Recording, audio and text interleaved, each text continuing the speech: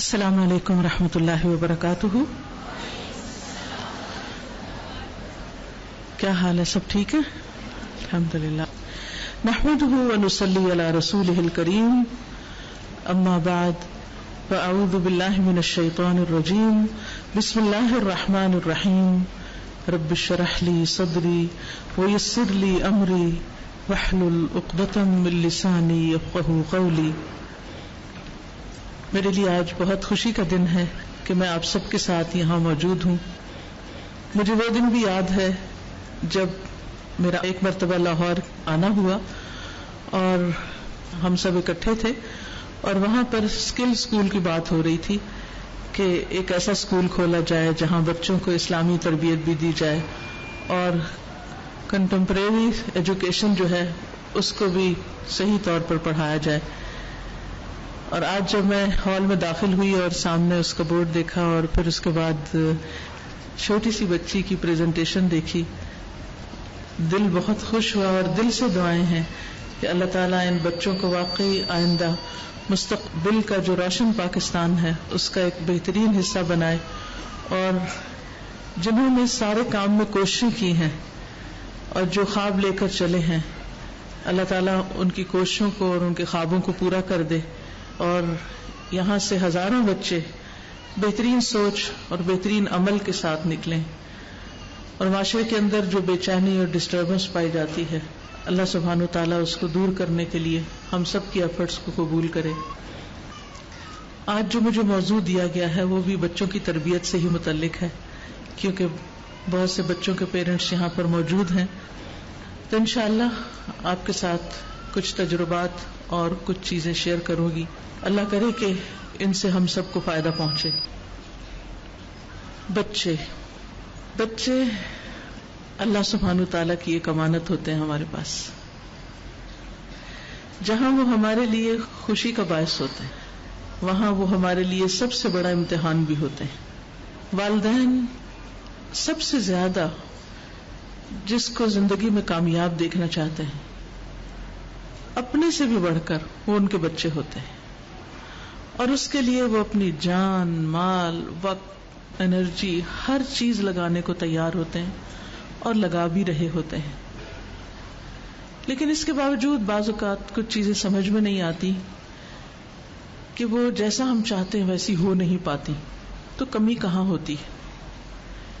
کیا مزید کرنے کی ضرورت ہوتی؟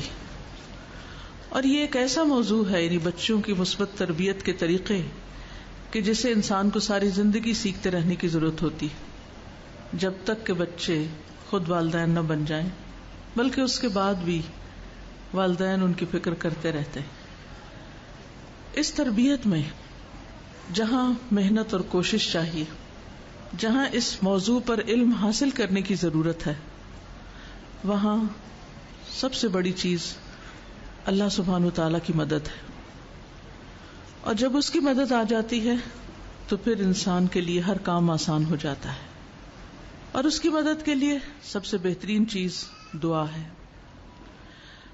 ہر کوشش کے ساتھ دعا، اور پھر مثبت کوششیں، صحیح ڈائریکشن پر کوششیں. وہ کون سی کوششیں ہیں؟ وہ کون سی چیزیں ہیں؟ وہ کیا نکتے ہیں جن پر ہمیں توجہ کرنی چاہیے اور جن پر غور کرنا چاہیے؟ مجھے امید ہے کہ ان میں سے بہت سی چیزیں آپ پہلے بھی کر رہے ہوں گے، لیکن ہم سب کو شعوری کوشش کرنے کی ضرورت ہے.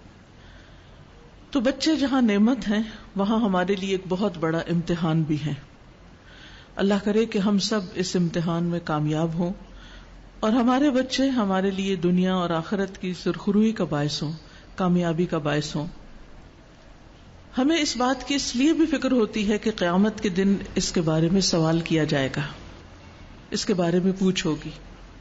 کچھ سوال تو وہ ہیں جو لوگ ہم سے کرتے ہیں، لوگ ہم سے پوچھتے ہیں، لیکن ایک بہت بڑا سوال ہے جو ہم سے آخرت میں ہونے والا ہے.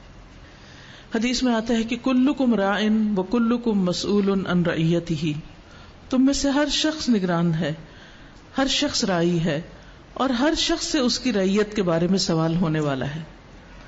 فالمرأة راعیۃ فی بیت زوجہا ومسئولۃ عنہا، عورت اپنے شوہر کے گھر میں نگران ہے اور اس سے اس کے بارے میں سوال کیا جائے گا.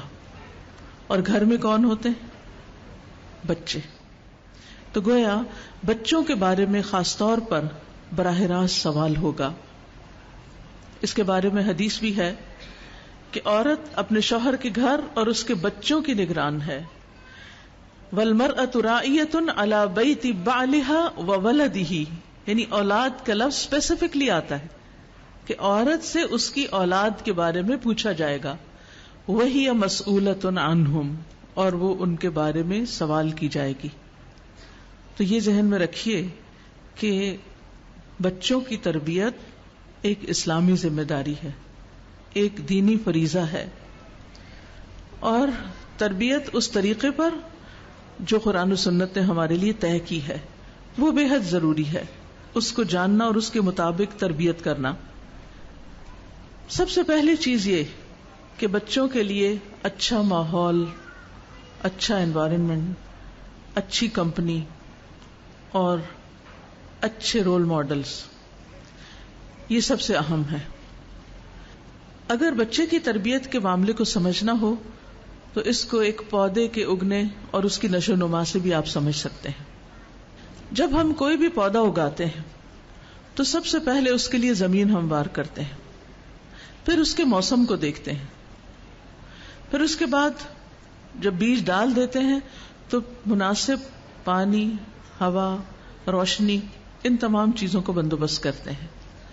اگر یہ چیزیں پودے کے حسب حال میسر نہ ہوں تو یا تو پودا اگتا نہیں، یا پھر وہ بہت جلد مرجھا جاتا ہے، یا پھر کسی طرح کچھ بڑھ بھی جائے تو مطلوبہ پھل نہیں لا سکتا، فائدہ مند نہیں ہو سکتا.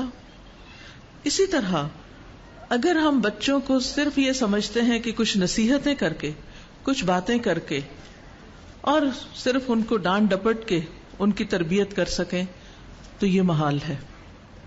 اس کے لیے ہمیں ماحول دینا ہوگا. اس کے لیے گھر کے اندر اور گھر کے باہر ماحول کی نگرانی کرنی ہوگی کہ ہم اپنے بچوں کو کہاں پرورش دے رہے ہیں، کس جگہ، ان کے آس پاس کون لوگ ہیں. ابراہیم علیہ السلام جو اللہ سبحانہ وتعالی کے ایک محبوب پیغمبر تھے، اللہ کے دوست تھے، انہوں نے اپنے لیے کیا مانگا؟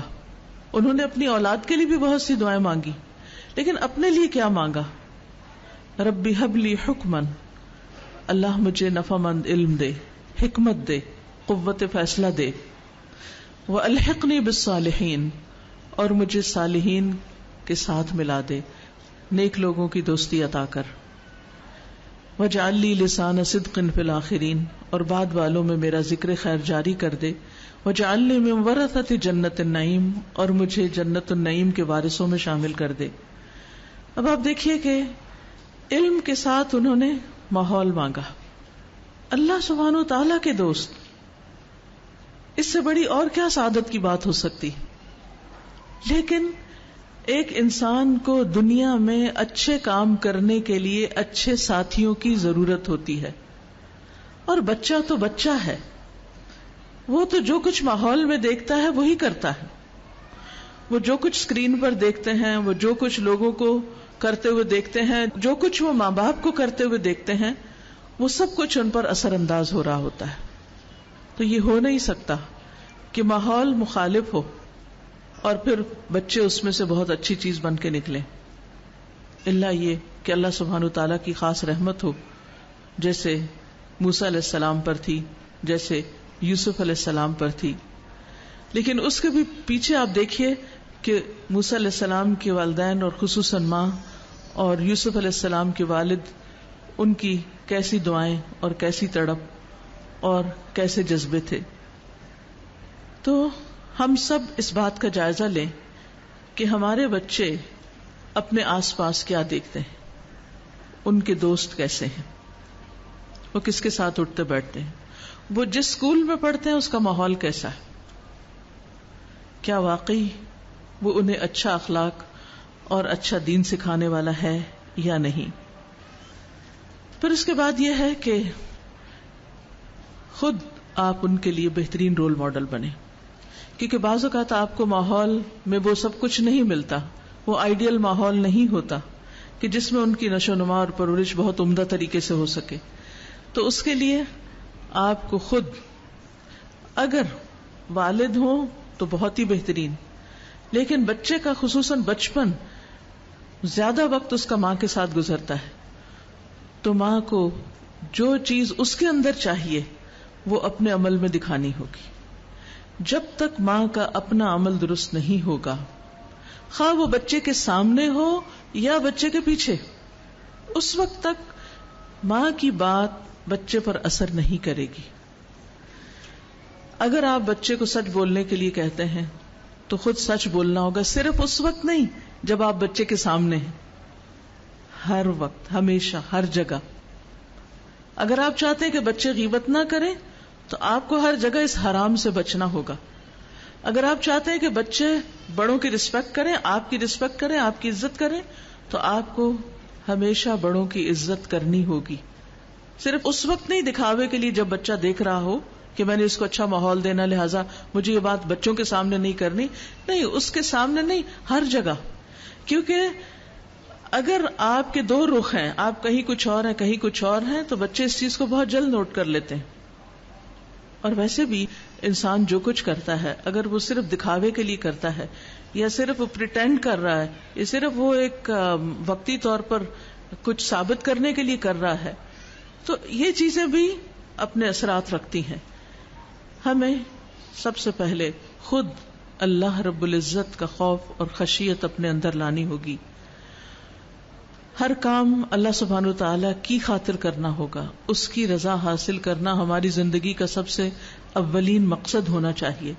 تبھی یہ چیز بچے کے اندر ٹرانسفر ہوگی، کیونکہ بچہ ماں کے اندر پرورش پاتا ہے. بچہ 9 مہینے تک ماں کے پیٹ میں رہتا ہے اور وہاں سے وہ بہت کچھ سیکھتا ہے اور جذب کرتا ہے. اس کی تربیت کا آغاز وہیں سے ہو جاتا ہے. پھر اس کے بعد ماں کا دودھ پیتا ہے 2 سال تک، اور اگر 2 سال نہیں بھی تو جتنا بھی عرصہ پیتا ہے وہ ماں کے بالکل قریب ترین ہوتا ہے.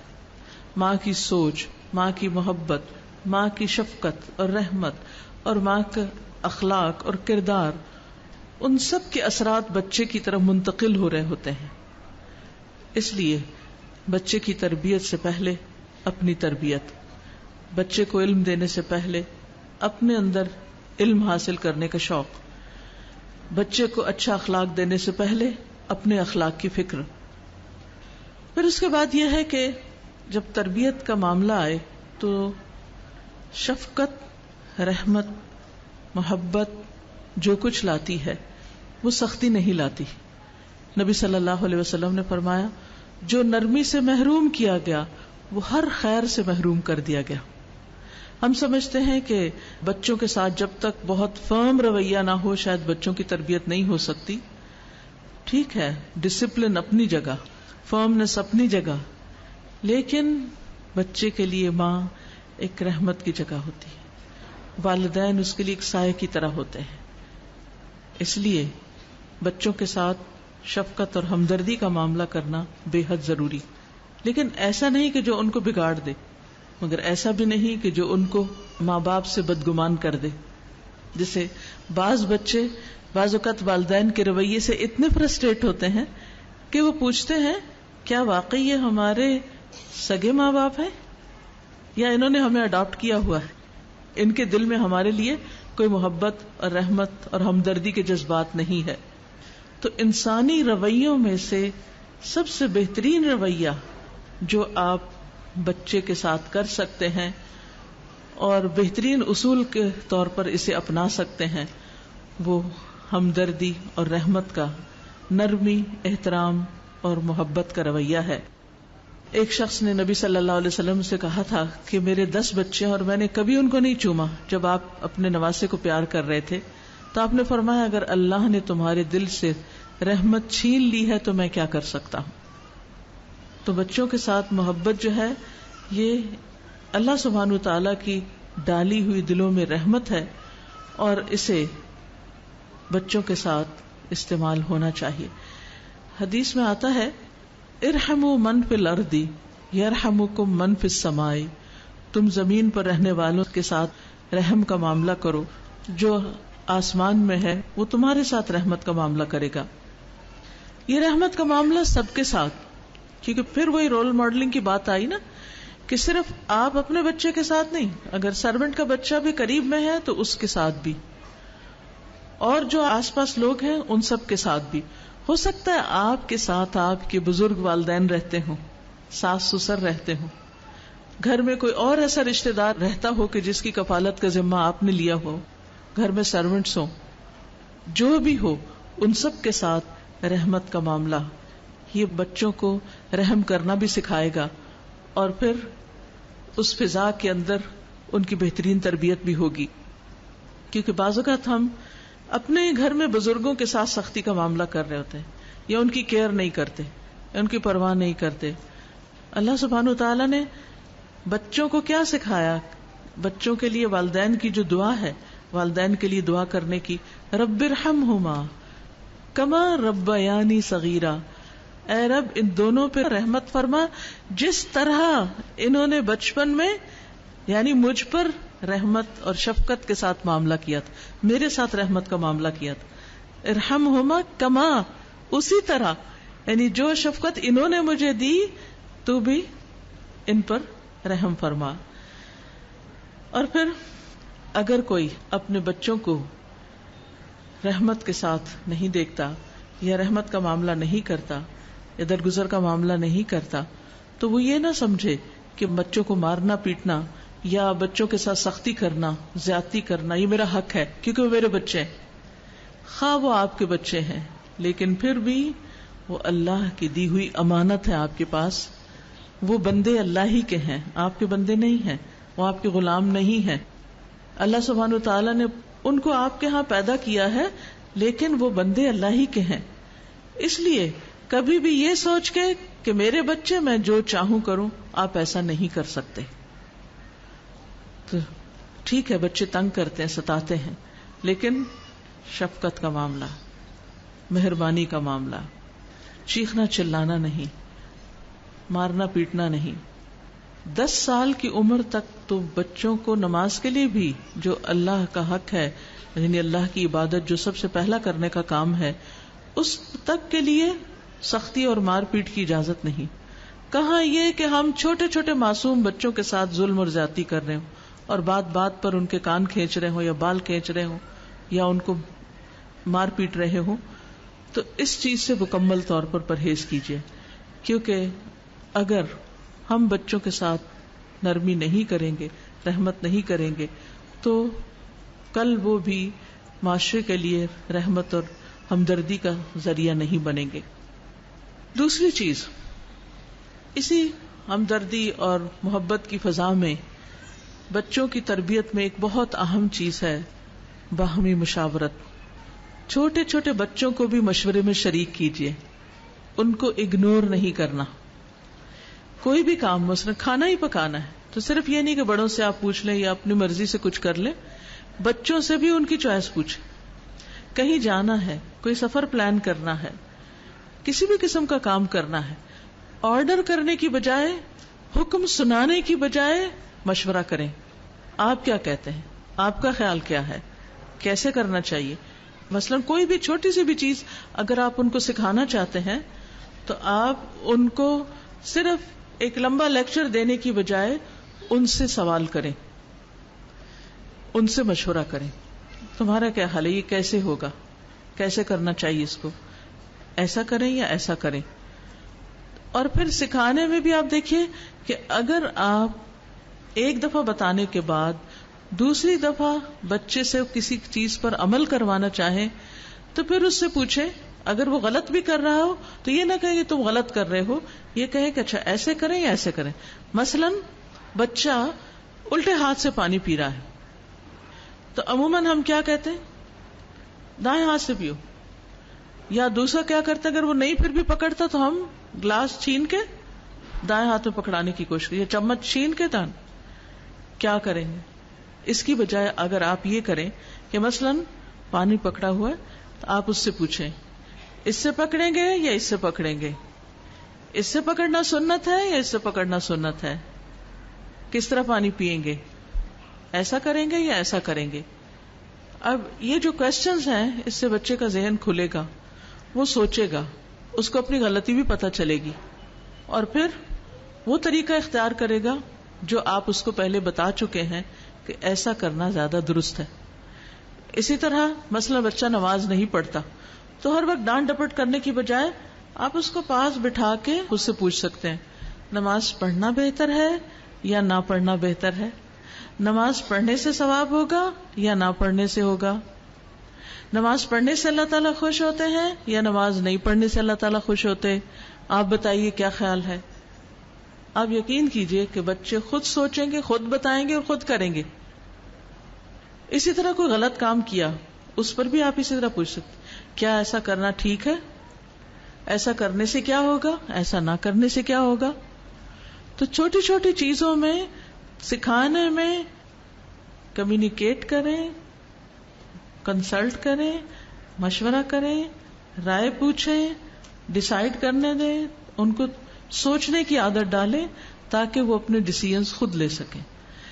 بہت دفعہ ایسا بھی ہوتا ہے کہ پیرنٹس بچوں کے حصے کے سارے ڈیسیژن خود کر لیتے ہیں, انہیں کیا پہننا ہے, انہیں کیا کھانا ہے, انہیں کہاں پڑھنا ہے, انہیں کہاں جانا ہے, انہوں نے کب اٹھنا ہے, کب ہر چیز کا ڈیسیژن ہمارا ہے.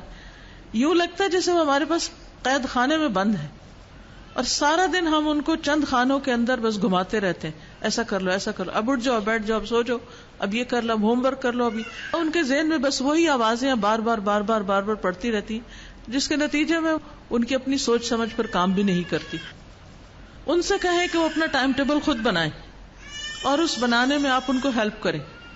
اگر وہ جاگنے کا ٹائم دیر سے لکھ رہے ہیں اس میں تو آپ ان کو بتا سکتے ہیں کہ اگر اس وقت اٹھیں گے تو پھر تیاری کیسے کریں گے, پھر اسکول لیٹ ہو جائے گا تو پھر کیا کریں گے, اور اسکول اگر لیٹ ہو گیا تو پھر کیا ہوگا. اچھا لیٹ پہنچیں گے تو ہو سکتا ہے ٹیچر ناراض ہو, اچھا ٹیچر ناراض تو پھر کیا ہوگا, پھر کیا ہوگا, پھر کیا ہوگا. پھر سوچواتے کوشچنز کرتے کرتے خود ان کو ڈیسائیڈ کرنے دے کہ جو وہ کر رہے ہیں اس سے بہتر کیا ہو سکتا ہے.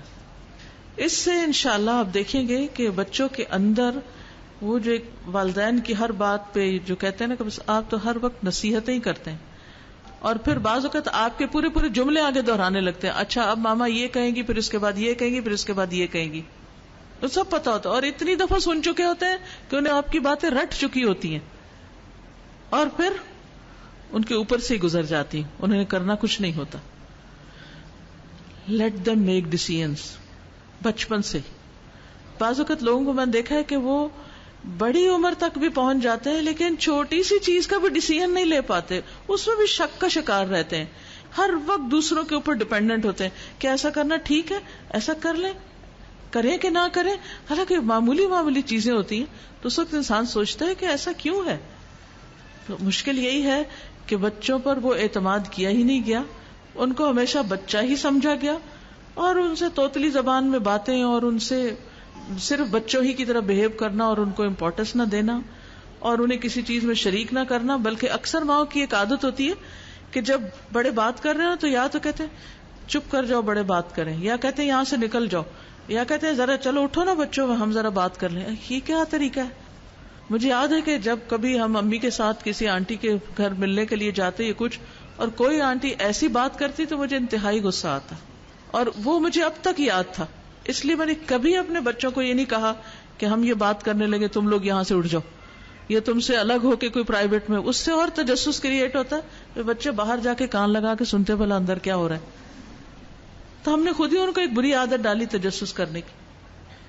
تو اگر آپ کو کرنا بھی ہو تو یہ کہنے کی کیا ضرورت ہے کہ آپ اٹھو ہم کو کوئی بات کرنی ہے, آپ کسی اور کام میں ان کو مشغول کریں اور جو بات آپ کو کرنی. اور دوسری بات یہ کہ ہر بات کو چھپانا اور ہر بات کو ایک ایشو بنا لینا یہ بھی کوئی مناسب رویہ نہیں ہے. کچھ چیزیں سنجیدہ ہوتی ہیں زندگی میں, کچھ چیزیں بچوں کے حساب سے سمجھنا مشکل ہوتی ہیں, لیکن اگر آسان طریقے سے ان کے سامنے بات کی جائے تو بڑے ہو کر یہ سارے معاملات ان کو بھی پیش آنے ہیں اور ان کو اس وقت بہت سی آپ کی ایسی تعلیم اور تربیت فائدہ دے گی.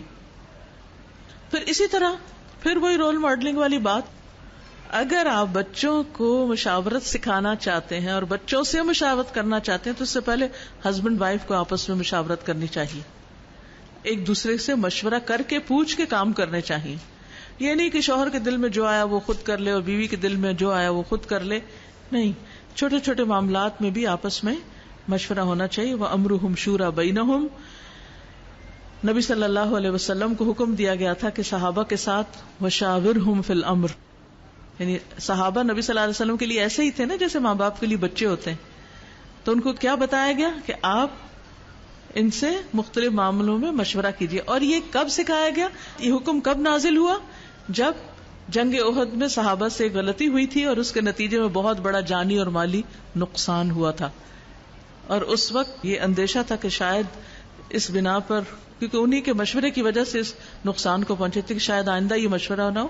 نہیں، بعض اوقات ایک مشورہ غلط بھی ہو سکتا ہے اور مشورہ غلط ہونے کی وجہ سے نقصان بھی ہو سکتا ہے، لیکن اس کے باوجود مشورے کی اپنی جگہ اہمیت ہے اور اسے کرتے رہنا چاہیے. پھر اسی طرح آپس کی کوآپریشن جو ہے اس کے بہت فائدے. بچوں کو صرف یہ نہ کہیں کہ جاؤ یہ کام کر لو، بلکہ ان کے ساتھ خود کریں، اس سے بہت فائدہ ہوتا ہے. میں نے جب اپنے بچوں کو نماز شروع کروائی تو میں نے کبھی یہ نہیں کہتی تھی جاؤ نماز پڑھو، میں کہتی تھی کہ آئیں نماز پڑھتے ہیں، آئیں وضو کرتے ہیں. جب خود وضو کرنے لگتی تو ساتھ ان کو بھی کرواتی، بلکہ ان کے وضو کو دیکھتی کہ کیا صحیح طریقے پہ وضو کر رہے ہیں. پھر اس کے بعد نماز میں بھی اپنے ساتھ کھڑا کرنا، یعنی ہمیں اپنی بھی پڑھنی ہے، لیکن اب ایک طرح سے آپ ان کے ساتھ کوآپریٹ کر رہے ہیں کہ وہ اپنی نماز پڑھ سکیں. کیونکہ جب وہ اکیلے ہوتے ہیں بعض اوقات بچے کسی کام کے کرنے میں تو وہ گھبرا جاتے ہیں، وہ کام کر نہیں پاتے. کوئی بھی آپ ان کو رسپانسبلٹی دے رہے ہیں، خواہ وہ نماز پڑھنے کی ہے، خواہ وہ مثلاً چائے بنانے کی ہے، یا کسی بھی کام کی، چھوٹا سا بھی کام ہے، تو اس وقت ان کے ساتھ تعاون کرے. لیکن تعاون کا یہ مطلب نہیں کہ ان کے ہاتھ سے کام لے کے سارا خود کرنا شروع کر دیں، کیونکہ کچھ مائیں تنگ ہو جاتی ہیں، وہ کہتی ہیں کہ اچھا چھوڑو تو میں خود کر لیتی ہوں. بہت آسان ہوتا ہے خود کرنا، لیکن بچوں سے کروانے میں کچھ دن تو مشکل ہوگی، اس کے بعد بڑی آسانی ہو جائے گی. ان مع العسر یسرا. کچھ مائیں بچوں کو بڑے ہونے تک کھلاتی رہتی، یعنی خود ہی نوالے بنا بنا کر دیتی. مجھے یاد ہے کہ ایک شادی پر مجھے جانے کا اتفاق ہوا، جس بچے کی شادی تھی اس موقع پر ماں اس کے لیے نوالے بنا رہی تھی. اتنی بھی کیا محبت، اور کب تک؟ کہتے نہیں اماں کے ہاتھ سے کھانے کا مزہ آتا ہے. اب ساری زندگی آپ سوچئے، ٹھیک ہے ہم لاڈ میں اکا دکا تو ایسا کر ہی لیتے ہیں، لیکن ان کو انڈیپینڈنس بھی سکھانی چاہیے. تو تعاون کا مطلب یہ نہیں کہ آپ ان کے حصے کے کام شروع کر دیں، بلکہ اچھے کاموں میں، ان کے اچھے منصوبوں میں، ان کے اچھے پروجیکٹس میں آپ ان کو اچھے مشورے دیں، آپ ان کو طریقے بتائیں، لیکن کام وہ خود کریں. کیونکہ باہم تعاون سے بہت سی چیزیں آسان ہوتی ہیں اور اس سے بانڈنگ ڈیولپ ہوتی ہے، آپس کے تعلقات مضبوط ہوتے ہیں. جب بعض اوقات صرف زبانی ہمدردی سے بھی دوسرے کا کام آسان ہو جاتا ہے، خصوصاً جب اسکول کا ہوم ورک زیادہ ہوتا ہے یا پروجیکٹس ہوتے ہیں تو اس میں بچے جو ہیں وہ گھبرا جاتے ہیں. تو ایسی صورت میں ان کو حوصلہ دینا، ان کے ساتھ بیٹھنا، ان کو راہ دکھانا، ان کو گائیڈ کرنا، ان کو بکس کا بتانا، ان کو طریقے سکھانا، یہ ساری چیزیں چھوٹی چھوٹی جو مدد ہوگی آپ کی اور کوآپریشن ہوگی، اس سے بچے کا دل بڑھ جائے گا اور اس کے دل میں آپ کی رسپیکٹ بھی ہوگی اور اس کے ساتھ ساتھ زندگی بھی آسان ہوگی. اسی طرح صرف تعاون کریں ہی نہیں، تعاون لیں بھی. مثلا آپ گھر کا کوئی کام کر رہی ہیں تو اس میں بچوں کو شریک کریں، یعنی مثلا کوئی بھی کام ہے تو اس میں ڈیوائڈ کر لیں، یہ حصہ یہ بچہ کرے گا، یہ حصہ یہ. مثلا کھانے کے ٹیبل لگانا ہے، کون پانی رکھے گا، کون پلیٹس لگائے گا، کون پھر بعد میں اٹھائے گا، کون جب برتن صاف ہو جائیں گے تو ان کو کون واپس اپنی جگہ رکھے گا. چھوٹے چھوٹے کاموں میں ان کو پتا ہونا چاہیے کہ یہ ان کے حصے کے کام ہے. اس سے اونرشپ آتی ہے، اور جب وہ کسی چیز کی اونرشپ لیتے ہیں تو اس میں بہت کانفیڈنٹ فیل کرتے ہیں اور بہت خوشی سے وہ کام کرنا چاہتے ہیں. پھر اسی طرح یہ ہے کہ ہمیں نبی صلی اللہ علیہ وسلم کی زندگی سے بھی یہ بات پتہ چلتی ہے کہ آپ بھی اپنے گھر والوں سے کام کاج میں تعاون کرتے تھے. اسود نے حضرت عائشہ رضی اللہ تعالیٰ عنہ سے پوچھا کہ نبی صلی اللہ علیہ وسلم گھر میں کیا کیا کرتے تھے؟ تو وہ کہتی ہیں کہ آپ صلی اللہ علیہ وسلم گھر کے کاموں میں ہماری مدد کیا کرتے تھے، اور جب اذان ہوتی تھی نماز کے لیے چلے جایا کرتے تھے. آپ اپنے کپڑوں کو خود جوڑ لگا لیا کرتے تھے، پیبند لگا لیا کرتے تھے، اپنے ڈول کی پانی کی ڈول کی مرمت کر لیا کرتے تھے، جوتا سی لیا کرتے تھے. اسی طرح چھوٹے چھوٹے گھر کے کام، بعضوں کا جھاڑو لگانے کی بات بھی آتی کہ جھاڑو لگا دیا کرتے تھے. تو ہسبینڈ وائف کا آپس میں کاموں میں کوآپریٹ کرنا بچوں کے لیے ایک بہترین مثال ہے. پھر بچوں کے ساتھ کوآپریٹ کرنا اور بچوں کو کوآپریشن کے لیے کہنا، کیونکہ اگر یہ کوآپریشن نہ ہو تو پھر گھر نہیں بنتا، آپس کی محبتیں نہیں بنتی. اور مومن کی مثال تو ویسے بھی ایک عمارت کی طرح ہے جس کا ایک حصہ دوسرے کو تھامے رکھتا ہے، ایک دوسرے کی سپورٹ بنتی ہے.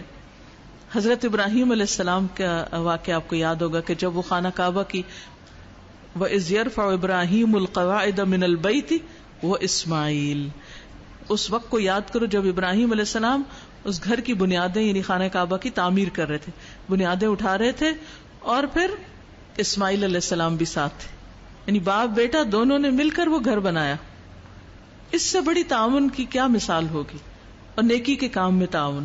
اسی طرح جیسے نماز کا وقت ہے تو آپ بھی گھر میں کہہ سکتے ہیں چلے مل کے صفیں بچھاتے ہیں، پھر اٹھانے کے وقت بھی آئے مل کے اٹھاتے ہیں. پھر اسی طرح ہم دیکھتے ہیں کہ خانہ کعبہ کی اور حرم کی صفائی کی بات ہوئی تو اس وقت بھی اللہ سبحانہ وتعالیٰ نے باپ بیٹے دونوں کو حکم دیا، ان طہر بیتی للطائفین والعاکفین والرکع السجود، کہ میرے گھر کو طواف کرنے والوں کے لیے، اعتکاف کرنے والوں کے لیے، رکوع کرنے والوں کے لیے، سجدے کرنے والوں کے لیے پاک صاف رکھو. دونوں رکھو، یعنی دونوں مل کر صفائی کا انتظام کرو. لیکن عام طور پر مائیں کیوں پریشان ہوتی ہیں؟ کیونکہ گھر کے سارے کام ان پہ چھوڑ دیے جاتے ہیں.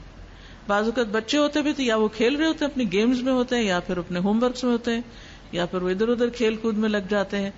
اور ماں جو ہے پھر وہ سب کام خود کرتے کرتے جب تھک جاتی ہے تو پھر چیخنا چلانا شروع کر دیتی، اور اس سے گھر کی فضا جو ہے وہ متاثر ہوتی. پھر اسی طرح یہ ہے کہ بچوں کو نہ صرف یہ کہ اسکول کے ہوم ورک میں تعاون، بلکہ دینی تعلیم کے حاصل کرنے میں، ان کو سکھانے میں، دعائیں سکھانے میں، سورتیں سکھانے میں کیا تعاون ہو سکتا ہے کہ آپ ان سے وہ چیزیں سنیں، ان سے وہ چیزیں سنیں، کیونکہ جب تک سنیں گے نہیں تو اس وقت تک بات نہیں بنے گی. ابن مبارک کہتے ہیں کہ جب اصحاب حدیث کے بچوں کو وہ دیکھتے تھے کہ ان کے ہاتھوں میں قلم دوات ہوتی تو وہ انہیں قریب کرتے اور کہتے یہ دین کے پودے ہیں جن کے متعلق رسول اللہ صلی اللہ علیہ وسلم نے ہمیں خبر دی ہے کہ ہمیشہ اللہ تعالیٰ دین میں ایسے پودے لگاتا رہے گا جن کے ذریعے دین کو مضبوط کرے گا. تو ہمارے بچے پودوں کی طرح ہیں کہ جنہیں ہمیں نرچر کرنا ہے، انہیں مضبوط بنانا ہے. وہ کہتے ہیں آج یہ چھوٹے ہیں اور جلد یہ تمہارے بعد بڑے ہو جائیں گے، یعنی ان کو ایسا تیار کرو کہ وہ تمہاری جگہ لے سکیں. پھر اسی طرح بچوں کو کمٹمنٹ سکھانا، پھر یہی بات دہراؤں گی کہ سکھانے کے لیے خود اپنی کمٹمنٹس پوری کیجیے، وعدے کی پابندی، اور جو بھی وہ کام کریں مستقل بنیادوں پر کریں. مثلا نماز کی پابندی کرانے کا طریقہ کیا ہے کہ آپ ایک نماز سے شروع کریں اور وہ نماز بچے کو کبھی بھی مس نہ کرنے دیں. جو بھی وہ کام شروع کرے، بہت سے کام اکٹھے یا بیک وقت اس کو کرنے کے لیے نہ دیں، لیکن جو بھی کام وہ شروع کرے اس کو نبھانے کا ڈھنگ بتائیں کہ کیسے نبھانا ہے، کیسے اس کو روزانہ کرنا ہے، یعنی کہ ان کے اندر ایک طرح سے احساس ذمہ داری پیدا کریں. اس کے لیے آپ ان کو مختلف ایکٹیویٹیز دے سکتے ہیں. مثلا اگر آپ کے گھر میں پودے تو کوئی ایک پودا ان کے ذمہ لگا دے کہ اس کو صاف کرنا، اس کو پانی دینا، اس کی کیئر کرنا تمہارا کام ہے. پھر اس کو طریقہ بھی سکھائیں لیکن اونرشپ دیں. اسی طرح گھر میں کوئی حصہ مخصوص کر سکتے ہیں کہ صفائی کے لیے یہ تمہارا کام، اور پھر اس کے بعد اس کو فالو اپ بھی کریں کہ بچے اس کو کر رہے ہیں یا نہیں. کبھی یہ نہ کریں کہ اچھا یہ بھی کر لو، یہ بھی کر لو، یہ بھی کر لو، اور اس کے بعد بچے نے کیا یا نہیں کیا اس کے خبر ہی نہیں لی. نہیں، کام دیں اور اس کے بعد سپروائز کریں، پھر اس کے بعد اس کا فالو اپ کریں. اور خواہ آپ تھکے ہوئے ہوں، کچھ بھی ہو، لیکن آپ اس کو پورا کروائیں، کیونکہ کاموں کو ادھورا چھوڑنے کی عادت پھر ساری زندگی کے لیے نقصان دہ ہو جاتی.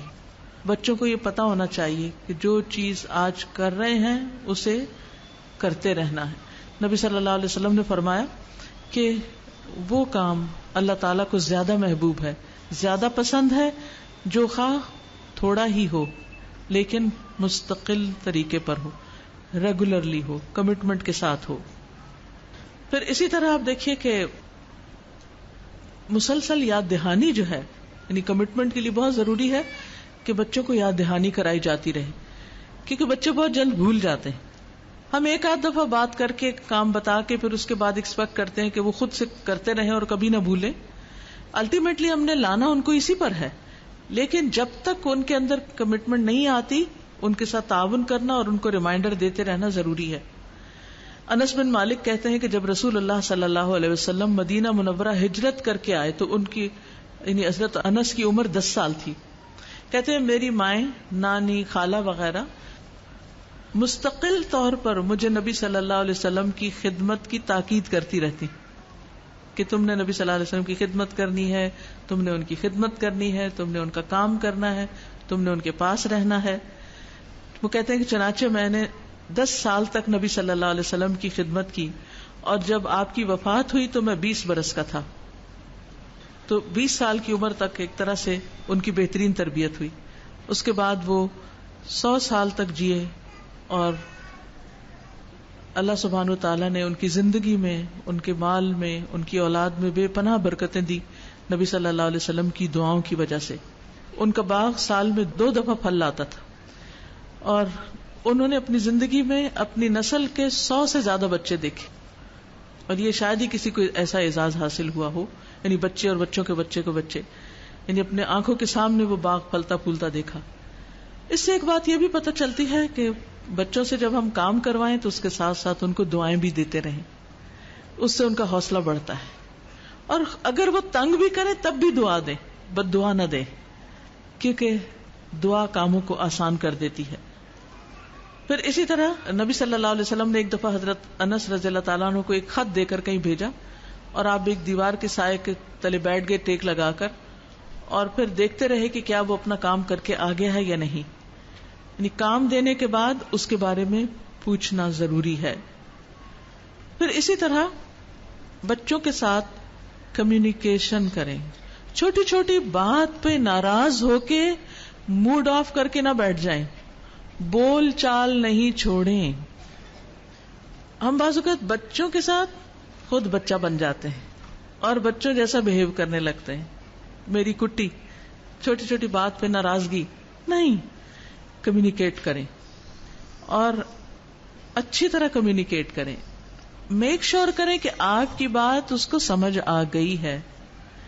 ایک سے دوسری دفعہ آہستہ آہستہ آرام سے، اس انداز میں کہ واقعی وہ بات سمجھ سکے. اور پھر افیکٹو کمیونیکیشن ہوتے، محض کمیونیکیشن بھی کافی نہیں، افیکٹو کمیونیکیشن ہونی چاہیے. اور اس کا کلچر بھی گھر میں ڈیولپ ہونا چاہیے کہ بچے والدین کے ساتھ اور والدین بچوں کے ساتھ اور ماں باپ آپس میں بھی کمیونیکیٹ کریں. اگر آپ اور آپ کے شوہر ہی بات چیت بند کر دیتے ہیں، آپس میں ناراض ہو کے بیٹھ جاتے ہیں، یا پھر آپ کے اپنے بہن بھائیوں سے کوئی تعلقات نہیں ہیں، چھوٹی چھوٹی باتوں پر آپ نے بہن بھائیوں سے رشتے کاٹ رکھے ہیں، تو آپ بچوں کے اندر کیسے کمیونیکیشن کی ہیبٹ ڈیولپ کریں گے؟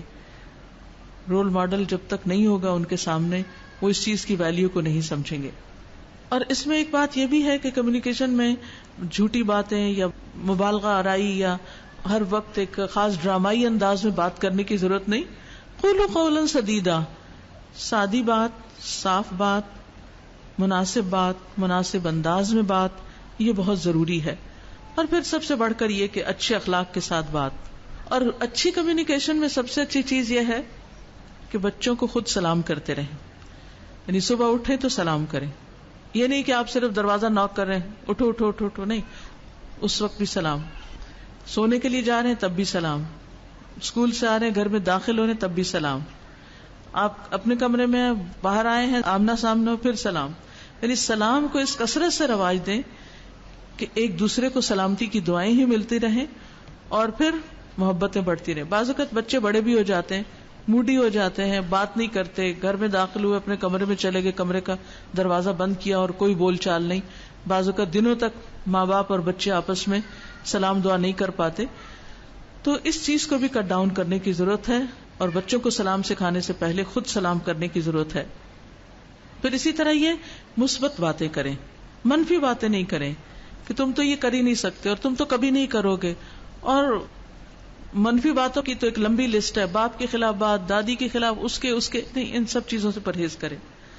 اور کمیونیکیشن میں دوسری اہم چیز یہ کہ ان کی بات سننے والے بنے. کیونکہ بعض اوقات کمیونیکیشن کا مطلب ہم کیا سمجھتے ہیں، ہم نے کنوے کر دیا. نہیں، ہم نے جب تک سنا نہیں اور پوری طرح نہیں سنا اس وقت تک ہم صحیح طور پر کمیونیکیٹ نہیں کر سکتے. بعض اوقات یہ ہوتا ہے کہ ہمیں جلدی ہوتی ہے، ہمیں کام ہوتے ہیں، اور بچہ ایک بات کو بار بار دہرا رہا ہے اور بتا نہیں پا رہا، کبھی خوف زدہ ہے، کبھی موڈ آف ہے، کبھی بولنا نہیں چاہتا. تو ایسی تمام صورتوں میں میک شور کریں کہ بچہ اپنے دل کی بات آپ کو بتا سکے. اور جب وہ بتانے کے لیے آئے تو اپنے کام میں تھوڑا سا وقفہ لے لیں. مثلاً میرے گھر کے کاموں کے علاوہ پڑھنے لکھنے کا بہت سا کام ہوتا تھا، تو اس میں یہ ہوتا تھا کہ اکثر مجھے پڑھنے لکھنے کا کام ہوتا تھا. اور آپ کو پتا ہے کہ پڑھنے لکھنے میں انسان جب غرق ہوتا ہے تو پھر کسی کی بات سنائی بھی نہیں دیتی. تو ایسی صورت میں نے اس بات کی ہمیشہ کوشش کی، چاہے میں کتنی بھی مصروف ہوں، لیکن اگر بچہ کسی کام سے آیا ہے تو اس سے اس کی بات سنی جائے. بعض اوقات اس کے پاس کچھ کہنے کو نہیں ہوتا، وہ صرف آپ کی توجہ چاہتا ہے. تو اس میں یہ نہیں کہ دیکھ ادھر ہے، ہاں ہاں ٹھیک ہے بتاؤ کیا کہہ رہے ہو، وہ فلاں چیز فلاں جگہ پڑی. نہیں، ایک سیکنڈ کے لیے آپ چہرہ اس کی طرف کریں، نبی صلی اللہ علیہ وسلم کی سنت کو اختیار کریں. آپ صلی اللہ علیہ وسلم جب بچے سے بات کرتے تھے تو پوری طرح، بچے کیا سب کسی سے بھی بات کرتے تھے، پوری طرح اس کی طرف متوجہ ہوتے تھے. یعنی پورے کندھے موڑ کر پوری توجہ اور پورے دلچسپی کے ساتھ اس کی بات سنتے تھے. بعض اوقات آپ نے وہ بات پہلے بھی سن رکھی ہوتی تھی تو بات کاٹتے نہیں تھے. ایک بہت بد اخلاقی کی بات ہوتی ہے کہ ہم جب کسی سے بات کرنے لگتے ہیں، کوئی بات ہمیں سنا رہا ہے تو ہم ہاں یہ تو میں نے پہلے بھی سنی ہوئی ہے، یہ تو مجھے پہلے سے پتا. اگلے کی بات کاٹ کے پہلے اپنی سنانی سیکھتے، ہاں ہاں مجھے پتا ہے. نہیں، پتا بھی ہو تب بھی آپ دلچسپی کے ساتھ ہی سنیں تاکہ اس کو اہمیت ملے. تربیت اہمیت کے بغیر ہو ہی نہیں سکتی. تربیت کے لیے بچوں کو امپورٹنس دینا، اور امپورٹنس دینے میں توجہ سے بات سننا اور پراپر طریقے سے کمیونیکیٹ کرنا بے حد ضروری ہے. پھر اسی طرح ان کو اپنے جذبات کے اظہار کا موقع دیں. جس چیز سے ان کی دلچسپی ہے اس پر گفتگو کریں. بعض اوقات مائیں کہتی ہیں بچے بات نہیں کرتے، بچے بات نہیں سنتے. کیوں؟ اس لیے کہ ہم اپنی سنواتے ہیں، وہ اپنی سناتے ہیں، وہ دونوں آپس میں میچ ہی نہیں کرتی. کامن گراؤنڈز پر بھی بات کریں، بچے کے انٹرسٹ کی بھی بات کریں. اگر گھر میں کوئی پیٹ ہے یا بچے کی کوئی خاص ہابی ہے یا کوئی چیز اس کو پسند ہے تو اس ٹاپک پر بھی اس سے بات کریں. اس سے وہ آپ سے بات کرنا شروع کر دے گا. اس کے دوستوں کی بات کریں، اس کے ٹیچرز کی بات کریں، اس کے کھیل کی بات کریں. اس کے یعنی ماں ہونے کے اعتبار سے تو بہت اچھی طرح ان کو سمجھ آتی ہے کہ بچے کو کس کس چیز سے دلچسپی اور کس کس چیز سے انٹرسٹ ہے. تو بچوں کے انٹرسٹ کی بات، نبی صلی اللہ علیہ وسلم نے ایک دفعہ حضرت انس کے چھوٹے بھائی تھے ابو عمیر، ان کی چڑیا مر گئی تو آپ نے اسے پوچھا کہ عمیر تمہارے نغیر کا کیا ہوا، وہ تمہاری چڑیا کا کیا بنا. کہ یعنی آپ اس سے اس کے انٹرسٹ کی بات کر رہے ہیں. پھر اسی طرح یہ ہے کہ دین کی بات بھی جب آپ ان سے کریں تو اس کو بھی آسان بنائیں، دلچسپ بنائیں. پیغمبروں کی کہانیوں سے بچپن میں آغاز کیا جا سکتا ہے، اور جب بڑے ہو جائیں کچھ تو اسی طرح سنجیدہ موضوعات پر بھی گفتگو کی جا سکتی ہے. پھر اس میں ہم دیکھتے ہیں کہ ابو محذورہ کا واقعہ بہت زبردست ہے. وہ ایک ٹین ایجر بوائے تھے. آپ صلی اللہ علیہ وسلم کہیں جا رہے تھے تو راستے میں کچھ اور بچوں کے ساتھ مل کے اذان کا مذاق اڑا رہے تھے. تو ان کی آواز بڑی خوبصورت تھی. آپ صلی اللہ علیہ وسلم نے بلوایا، پوچھا کہ کون ایسا کر رہا تھا. ابو محذورہ نے کہا کہ میں ایسا کر رہا تھا. تو آپ صلی اللہ علیہ وسلم نے ان کو صحیح طرح اذان سکھائی کہ اچھا اس طرح پڑھو. انہوں نے پھر پراپر طریقے سے اذان دی. اور وہ کہتے ہیں کہ جب میں اذان دے کر فارغ ہوا تو آپ صلی اللہ علیہ وسلم نے مجھے ایک تھیلی عطا فرمائی جس میں کچھ چاندی تھی. پھر میری پیشانی پر اپنا ہاتھ رکھا اور 2 مرتبہ چہرے پر پھیرا، پھر میرے سینے پر، حتیٰ کہ نیچے تک آپ نے میرے جسم پر ہاتھ پھیرا، اور پھر کہا کہ اللہ تعالیٰ تمہیں برکت دے. تو میں نے اس وقت عرض کیا اللہ کے رسول صلی اللہ علیہ وسلم مجھے مکہ میں مؤذن مقرر کر دیجیے. اب کہاں وہ بچہ کہ وہ جو اذان کا مذاق اڑا رہا ہے، اور کہاں صرف ایک ملاقات میں وہ بچہ خود کہہ رہا ہے کہ مجھے اذان دینے پر مقرر کر دیجیے. کس چیز نے اس کو آمادہ کیا؟ آپ نے یہ نہیں کہا کہ اچھا تم یہ کیوں کر رہے تھے اور اللہ تعالیٰ تمہیں مارے گا، یا ایسا ہوگا یا ویسا ہوگا، یا ڈانٹ ڈپٹ جیسے آج کل کے ریلیجس یعنی کہ مذہبی لوگ ہوتے ہیں عموماً، اگر کوئی ایسی بات کرے تو شاید اس کو مار پٹائی شروع کر دے، تم اذان کی بے ادبی کر رہے ہو، اور توہین کا مقدمہ اس پہ کر دے. تو آپ دیکھیے کہ نہ سمجھ ہے، بچہ ہے، اس عمر کے بچے ایسی شرارتیں کرتے ہیں، ہمیں سمجھ ہونی چاہیے، لیکن اس کے اوپر بحث کرنے کی بجائے اس کو چینلائز کریں اور پازیٹو سائڈ پر اس کو لے جائیں. اور آپ دیکھیے کہ نہ صرف آپ نے ان کو بلکہ باقی بچوں کو بھی ایک اچھی مثال بتائی کہ کس طرح نیگیٹو کو پازیٹو میں بدلا جا سکتا ہے. پھر اسی طرح بعض بچے آپ دیکھیں ہکلاتے ہیں، بول نہیں پاتے کیونکہ ماں باپ بات میں ان کو ٹوک دیتے ہیں، یہ نہ کرو وہ نہ کرو، ایسے نہیں بولتے ایسے بولتے. تو بات جب بچے کر رہے ہو تو بہت انٹرفیئر نہیں کریں، ان کو بولنے دیں. بعض بچے بہت باتونی ہوتے ہیں اور ان کی وہ لامتنائی کہانیاں بار بار سنائی جانے والی، اس کی اصلاح جب وہ بول رہے ہیں اس وقت نہیں کریں، جب وہ بول چکے ہیں اس وقت کریں کہ نیکسٹ ٹائم آپ بات اس طرح کریں گے. پھر اسی طرح یہ ہے کہ مستقل مزاجی اپنے اندر بھی پیدا کریں، ان کے اندر بھی پیدا کریں. چھوٹی سی چیز کوئی بھی، آپ مثلا کوئی اسلامی تعلیم ان کو دینا چاہتے ہیں، کوئی حدیث کی کتاب شروع کر رہے ہیں، ایک حدیث روز سکھانی، تو اس کے اندر پھر مستقل مزاجی رکھیں، ہر روز وہ سکھائیں، یا جو بھی آپ نے فریکوینسی مقرر کی ہے اس کے مطابق لے کے چلیں.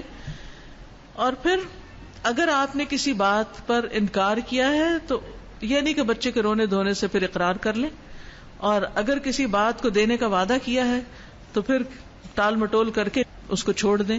اس سے بچوں کے اندر نظم و ضبط نہیں آ سکتا. ڈسپلن کے لیے مستقل مزاجی ضروری ہے، ایک کام کو بار بار کرنا اور دہرانا حتیٰ کہ وہ کام بچے کرنا شروع کر دیں. اسی طرح اخلاق میں مستقل مزاجی، عبادات میں مستقل مزاجی، فرائض کی ادائیگی میں مستقل مزاجی، ان سب چیزوں کا ہونا بہت ضروری. پھر بچوں کے ساتھ رازداری، بچوں کو رازداری سکھانا کہ گھر کے معاملات کو کہاں ڈسکس کرنا ہے کہاں نہیں کرنا. اور اس کے لیے آپس کے تعلقات میں بھی رازداری ہونا ضروری ہے. مثلا ایک بچے نے کوئی بات آپ کے کان میں کہی، اکثر بچوں کی عادت ہوتی ہے ماں کے کان میں بات کرتے ہیں، تو جواباً ماں کو اونچی آواز میں بات نہیں کرنا چاہیے. اگر بچے نے اپنا کوئی راز شیئر کیا تو اس کو راز رہنے دیں، تبھی وہ آپ پر اعتماد کرے گا. اس کا مذاق نہیں اڑائیں، اور اس کو پتا ہونا چاہیے کہ میرا راز ماں کے پاس محفوظ رہے گا. بچوں کے اعتماد کو ٹھیس پہنچانا نہایت خطرناک ہے، وہ ان کی روحانی اور اخلاقی تربیت کے لیے بہت ہی نقصان دہ ہو سکتا ہے. ان کے ساتھ کیے ہوئے وعدوں کو پورا کرنا ضروری ہے. بچوں کا وعدہ سمجھ کے اس کو اگنور نہ کیا جائے. پھر اسی طرح بچوں کے اندر قناعت پیدا کرنا، یہ نہیں کہ جب ان کو جس چیز کا دل چاہے فوراً حاضر کر دیں، نہیں، ان کو جو ان کے پاس ہے اس پر کانفیڈینس دینا کہ بہت ہے، اللہ کا شکر سکھانا، اور اس کے علاوہ نعمتوں پر راضی ہونا سکھانا، نعمتوں کو گنوانا کہ دیکھو گنو، اچھا آج کاؤنٹ کرتے کہ ہمارے پاس کیا کچھ ہے. بچوں کی لسٹ آپ کس سے لمبی ہو سکتی، لیکن ایکسرسائز آپ کو کروانی پڑے گی. آئے ہم اللہ کی نعمتوں کو گنتے ہیں جو اس نے ہمیں دی، اور پھر جو چیز نہیں ملی تو نے کہا کہ وہ تو بہت تھوڑی ہیں جو نہیں ملی، زیادہ تو ملی ہیں. اچھا یہ بتاؤ کیا کیا نہیں ملا، جب وہ کیا نہیں کی لسٹ گننے لگیں گے تو بہت تھوڑی نکلے گی. تو اس لیے نعمتوں کو دکھانا، ان پر شکر کرنا، اللہ پر توکل کرنا سکھانا، قناعت پیدا کرنا. آپ دیکھیے کہ حضرت فاطمہ چکی پیس پیس کر ان کے ہاتھوں کو زخم ہونے لگ گئے تھے. جب انہوں نے نبی صلی اللہ علیہ وسلم سے غلام مانگا تو آپ نے کیا کیا؟ آپ نے کہا اچھا جب تم تھک جاتی ہو تو تسبیحات پڑھا کرو، تمہاری تھکاوٹ دور ہو جائے گی. تو اسی طرح یہ نہیں کہ بچے کی ہر فرمائش اور ہر خواہش ہے اس کو پورا کر دیا جائے، بلکہ اس کے لیے انہیں قناعت کا سبق سکھایا جائے کہ جو ہے اس پر صبر شکر کیا جائے. اور اگر مثلاً آپ کے پاس بہت مال بھی ہے تو بچوں کو ساتھ ملا کر اور غریب بچوں کی ضروریات پوری کر سکتے ہیں آپ، اور ان کے ہاتھ سے دوسروں کو دلوا سکتے ہیں، نہ کہ سب کچھ صرف ان کی ہر فرمائش پر ہی خرچ کیا جائے. پھر اسی طرح یہ ہے کہ حوصلہ افزائی، کانفیڈنس دینا، اور یہ سچی تعریف کے ذریعے ہو سکتا ہے اور مخلصانہ تعریف کے ذریعے، جھوٹی تعریف کے ذریعے نہیں ہو سکتا، کیونکہ جھوٹ بہرحال جھوٹ ہوتا ہے. جو چیز بچوں میں نہیں، اگر آپ کہیں گے تم ایسے بھی ہو ایسے بھی ہو تو اس کا فائدہ نہیں ہوگا. پھر آپ دیکھیے کہ یہ اس وقت بھی ہو سکتا ہے جب بچوں کو ہم اہم ذمہ داریاں دیں. نبی صلی اللہ علیہ وسلم نے حضرت اسامہ کو، جبکہ ابھی وہ ٹین ایجر تھے، تو ایک لشکر کا سردار بنا کے بھیجا، یعنی مقرر کیا، اور آپ کے بعد اس کو جانا تھا اپنے وقت پر، پھر وہ گیا بھی، یعنی حضرت اسامہ کو جو آپ نے لشکر کا سردار مقرر کیا. بچوں کو بچہ سمجھ کر یہ نہ سوچیے کہ ان کو ذمہ داری نہیں دی، ان کو ذمہ داری دینا ہے. پھر اسی طرح صبر سکھانا، یعنی صبر اسی وقت سکھا سکیں گے جب آپ خود کریں گے. کم چیز پر گزارا کرنا، ریسورسز کو ضائع نہ کرنا، مثلا لائٹس ہیں، پانی ہے، اور چیزیں ہیں، کھانا پینا ہے، چاہے کتنا بھی ہو لیکن اس کا مناسب استعمال. بچوں کو روزہ رکھوا کر صبر کی ٹریننگ دینا. پھر اسی طرح اگر بیمار ہو جائے تو صبر پر اجر کی خوشخبری سنانا. پھر اسی طرح کامنس، اور یہ بھی اس وقت ہوگا جب آپ خود کام ہوں گے. بڑے سے بڑی بات سن کے، اور اگر اس نے کچھ توڑ بھی دیا، کچھ ہو گیا، شور ہنگامہ نہیں کریں، کام ہو جائیں، ان کو بھی کام کریں. جب آپ چاہیں کہ بچے آہستہ آواز میں بولیں، خود اور آہستہ ہو جائیں، اشاروں سے ان کو آہستہ کریں، چیخ چلا کر نہیں. پھر اسی طرح تحمل، ٹھہراؤ. پھر کریج دیں، بہادر بنائیں، ہمت سے کام لینا سکھائیں. ناکامی بھی ہو جائے تو اس پر بھی انکریج کریں کہ دوبارہ کوشش کرو، پھر کامیاب ہو جاؤ گے. پھر اسی طرح کریٹیکل تھنکنگ سکھائیں. بچے بہت امیجنری ہوتے ہیں، بعض اوقات چیزوں کو خود سے ازیوم کر لیتے ہیں، تو ان کو اینالائز کرنا سکھائیں، چیزوں کی حقیقت بتائیں، دنیا کی حقیقت بتائیں. غور و فکر کی صلاحیت پیدا کریں. مختلف چیزوں کو دکھا کر ان سے پوچھیں کہ اس میں کیا مثلا ایک پتا ہی ہے، یہ کھانے کے ٹیبل پہ بیٹھے ہیں، آپ ایک فروٹ ہی کھا رہے ہیں، تو اس پر غور و فکر کرنا سکھائیں. ان سے پوچھیں کہ اس کے بارے میں کوسچنز کریں اور ان کی توجہ اس کی طرف دلائیں. پھر اسی طرح سمجھدار لوگوں کی مجلس میں بٹھائیں، علمی مجالس میں لے کر آئیں. پہلے زمانے میں لوگ حدیث کی مجلسوں میں دودھ پیتے بچوں تک کو لے کے جایا کرتے تھے. پھر اسی طرح معاف کرنا سکھائیں، اور یہ بھی اس وقت ہوگا جب آپ خود معاف کریں گے. صدقہ خیرات دینا سکھائیں. پھر اسی طرح ان کو کچھ چیزوں سے بچنا بھی ضروری ہے، جن میں کچھ نیگیٹو چیزیں ہیں جو نقصان دیتی ہیں بچوں کی تربیت میں، جس میں خاص طور پر کمپیریزن کرنا. ہر بچہ الگ ہے اور اس کی صلاحیتیں الگ ہیں، ان صلاحیتوں کو پہچانیں. دو بچوں کو کمپیئر نہ کریں. ہم ہر وقت کہتے ہیں میرا بڑا بچہ تو بڑا ہی شریف تھا، یہ چھوٹا تو آفت کا پتلا ہے. اس قسم کی باتیں بچوں کے سامنے نہ کریں. دنیا کی محبت سے بچائیں. بچوں کو کنٹرول کرنے کی کوشش نہ کریں، ان کو تجربات سے سیکھنے دیں. آپ یہ نہ کہ ہائی یہاں سے یہ ہو جائے گا، ہاں وہ وہاں سے ہو جائے گا، یعنی آپ ان کو صرف دور ہے ابھی بچہ تو شور مچا دیتے، وہ ہیٹر کے پاس جا رہا ہے. نہیں، آپ پاس لے جائیں اور تھوڑا سا ہاتھ آگے کر کے بتائیں دیکھیں یہ اس میں گرمی ہے، اس سے جل جاتے ہیں، اس کے پاس نہیں آنا، بجائے اس کے کہ صرف شور مچا دیں. پھر اسی طرح بچوں کو ہر وقت کریٹیسائز نہیں کریں، تم یہ نہیں کرتے، تم وہ نہیں کرتے. مومن لان تان کرنے والا نہیں ہوتا، ہمیں اپنے بچوں کو بھی ٹانٹ کرنے کا حق نہیں. پھر اسی طرح کرپشن سے بچائیں. پھر کنفیوژن سے بچائیں، ان کو کنفیوز نہ چھوڑیں، ان کے سوالوں کے جواب دیں. پھر ان کی توہین کرنے سے بچیں، تحقیر کرنے سے بچیں. پھر اسی طرح ان کو تضاد سے بچائیں، آپ کے قول و فعل میں تضاد نہ ہو، آپ کے عمل میں تضاد نہ ہو. پھر تربیت میں کیئرلیسنس کا مظاہرہ نہ کریں، خود لاپرواہی نہ برتیں چیزوں کے معاملے میں. اور سب سے آخر میں یہ کہ اللہ سبحانہ تعالیٰ سے خوب خوب دعائیں کریں، اور صرف ان کے لیے نہیں اپنے لیے بھی کریں کہ اللہ مجھے بہترین نمونہ بنا دے ان کے لیے، اور ان کو بہترین صدقہ جاریہ بنا دے، تاکہ ہمارے مرنے کے بعد وہ ہمارے لیے دعائیں بھی کریں اور ہماری سوچ اور ہماری لیگیسی کو آگے لے کر بھی بڑھیں. اللہ تعالیٰ سے دعا ہے کہ آپ سب کو بچوں میں آنکھوں کی ٹھنڈک عطا کرے اور بہترین صدقہ جاریہ وہ آپ کے لیے بنے. ربنا هب لنا من ازواجنا وذرياتنا قرة اعين واجعلنا للمتقين اماما. سبحانك اللهم وبحمدك اشهد ان لا اله الا انت استغفرك واتوب اليك. السلام علیکم ورحمۃ اللہ وبرکاتہ.